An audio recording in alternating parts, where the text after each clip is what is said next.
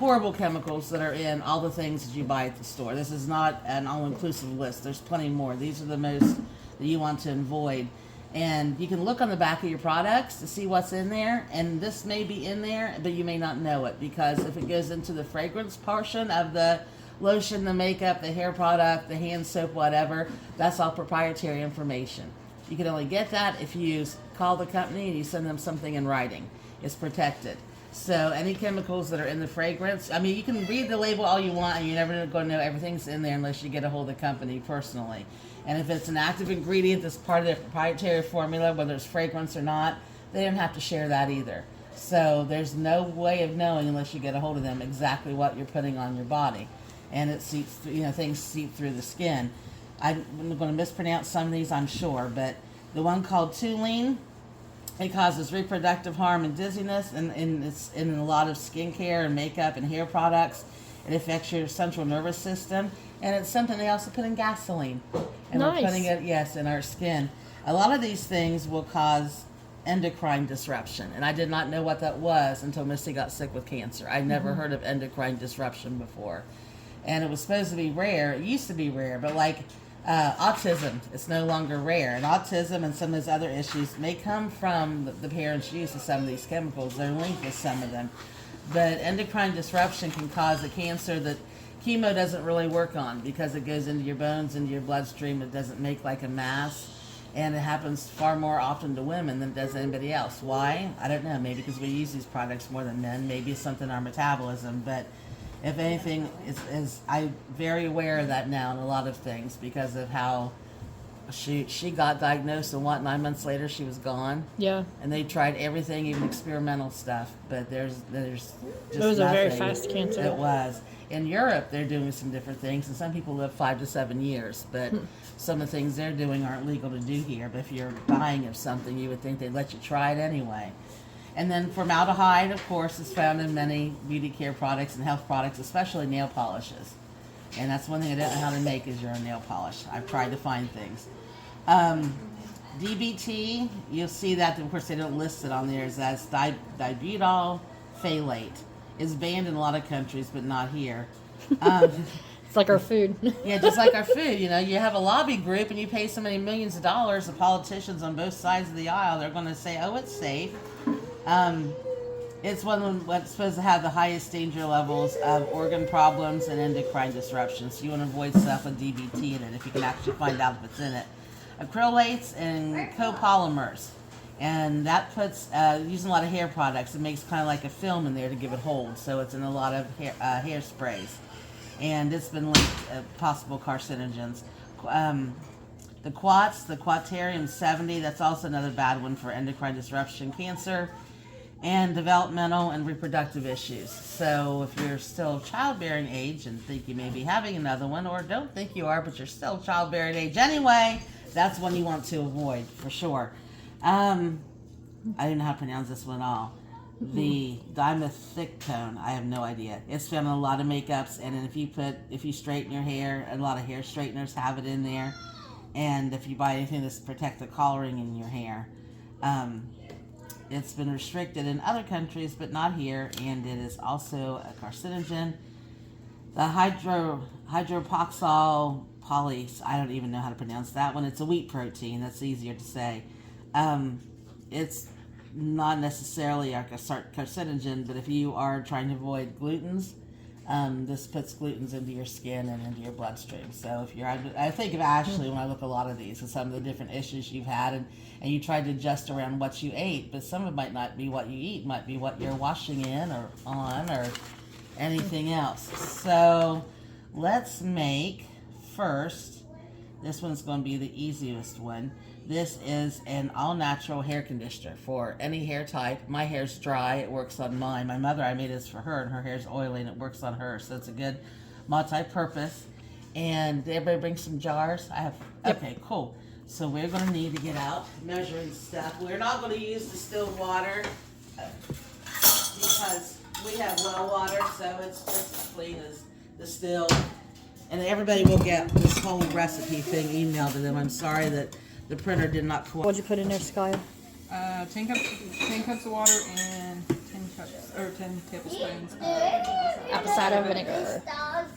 Okay. And then Oh, honey, jojoba you oil. won that. You get to take it. You're on jojoba. So what's jojoba oil? It's a carrot oil like argan or arnica or almond or coconut. But that one is really good for hair. Just deeply saturates How much it. Makes does it need? 1/4 of a teaspoon times 10. Okay. So, 2.5 teaspoons. In one of our packets, and we did stuff one time, I did a paper about carrier oils, and I'll find that and share it again. You could use any one that you wanted, really, but argan is really good for your hair. You'll see that in a lot of all-natural hair products. When I go shopping for hair products, I go in what they call the ethnic girls aisle for all the ones that are Hispanic or black, because my hair is dry and it's curly on its own. So I buy the hair products made for ladies with that type of hair, and it works best for me. You want to win one too? Willow, you won it! You're the winner! You get to take that puppy home. Your mommy gets to punch Tara in the face. We had 2 winners! Let's see if we have it. So, It's a rinse in, rinse out conditioner. so could you add essential oils to that, like Yes, if rosemary? you want it. Yes, rosemary is very good for your hair. well, I Yes. know So is the vinegar peppermint. will strip your, or like help clean out all your buildup. Yeah. I only use shampoo You're good. in my hair once, pointing at the bowl. maybe every 2 weeks, because Might I be don't your food, have but- hair product buildup. I don't use hairspray or straighteners or anything like that, or mousse or anything on it. So I just use my all-natural coconut conditioner 3 times a week. And I should have actually washed it this morning, but this is 4-day-old hair. It's as soft as can be. You skank. So I looked up from my laptop. It's 11:45, and I said, "Oh shoot! Well, no shower today. At least no hair washing today." So, but I use conditioner online 3 times a week, and I'll use shampoo just to rid out anything that might be in there that needs Now, washed I like out. the Viore shampoo bars. They're natural. It's made with like rice I've never water. used. Oh, rice water is really good. And for your hair. I order it from their site. It's a small company, and well, both the girls like it now too. Haley said she felt like she lost less hair with it. I like the shampoo bars that Samantha Wiseman makes. Have you tried her? I haven't shampoo tried them. bars? I tried a lot of her other They stuff. are really good. I think I got rosemary and mint or something. Right. This I do the citrus one just because I think it smells good. We could put a little rose water Okay. in that, or rosemary. I use rosemary in my hair. Well, it's I very mix- oily looking, but you know. and it's a good cleaner and softener and conditioner. And I put rosemary. I just whatever carrier oil is handy. and So, I'll is mix this it supposed out to and be put it in like my a hair. one serving, rinse your hair one time with this amount? That's Yeah, a well, lot. it's a cup. No. You would for the 1 cup of that, you would probably be able to use about 4 or 5 times. I was gonna say that's a lot. Yeah, let's put some rose water, spoons of rose water. That's just the base recipe, and then you can add in stuff that you know that you like for your hair type. So, what's the rose water do? Rose water? It's a good conditioner. It's good for hair growth, follicle growth, scalp health, and How much did you say? 2. 2 tablespoons or teaspoons? tablespoons. It's like I don't remember that part. Yeah, I heard the 2, but I didn't hear the 1. Let's see. See, I don't mind the vinegar smell. I like vinegar though. That's what I clean my entire house with. It's vinegar, yeah. I don't use anything else. Yep. Vinegar and water. For Vinegar water, it's the greatest mop stuff there is, the yeah. rosemary Oop. in the bathroom over my hair. You can't smell it? I have a lot of them because they just happen to be on Rosy sale. smell, but So what did you do, like soak rose petals or something? To get rose water? I don't know how you make rose water. Rose tips, you can distill them.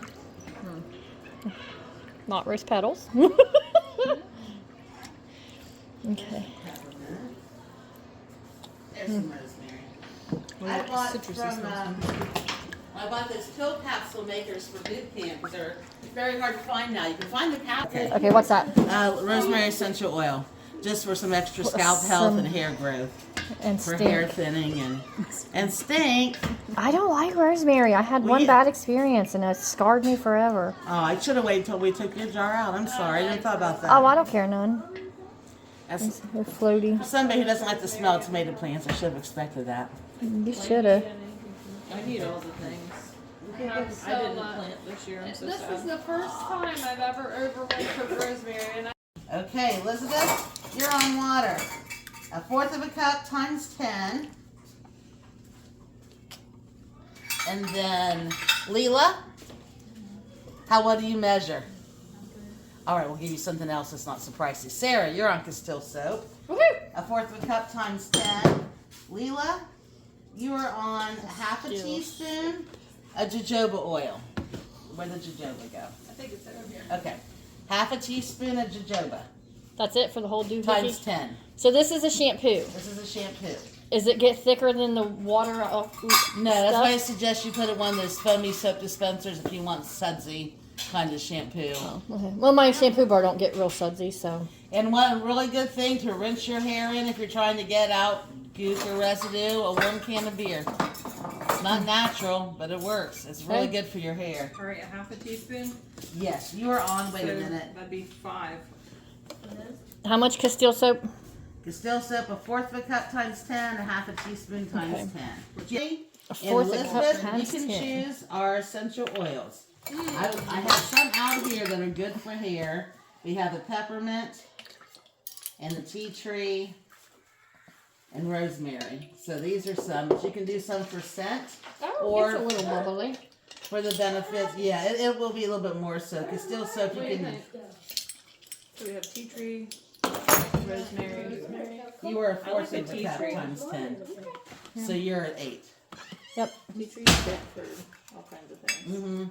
Nature's antibiotic. It's great to put on any wound. And it's good to keep lice out of Yes. your hair. Mm-hmm. But you know what we should have made was my all natural bug spray. Yeah. I will next time if everybody brings over the cheapest bottle, it's not 100% natural. Bring over the cheapest bottle of mouthwash you can find. Doesn't matter what kind of mouthwash you sent. And then we use this as distilled white vinegar and witch hazel. 10 to 15 drops of essential oil. All natural shampoo. How many drops did you 10 say? to 15. We times this by 10. So 10 to 15 for even though we times it by 10, right? Yes. Okay, cool. What flavor or smell you going with? This one's tea tree. Tea tree. We go. I don't know if it has that many in there. Well, it's 10 to 15 total, so like 3 or 4 of each. Then you can take the stopper out. I will wash the bottle and use it if it's. Did you pick out the puppy you want? You Mom, want? those are fun. In my bag. What? Where's the bag? Down. Put like 13 in there. Okay. You want to do any other ones? You want to do peppermint with it? Sure. That'd be smell good and refreshingly clean. I love tea tree. I do too. I don't like the smell because I think it smells like turpentine. Tell you what, the best wound healer on the planet, and I told people in my class, I said I put it in my book and I hesitated because it's not all natural, but if you have a bad wound to heal on a person or animal, it's my great grandpa's recipe. 3 It ain't parts got a- petroleum jelly and 1 part turpentine. It will heal Terrible. any wound. I sliced this finger. You can see the scar. I worked at MRDD when I first got out of college. Michigan. Door You and can't think of jar. his name. His son was burnt. It showed you the before pictures of when he first was burnt. And I'm taught his chest, his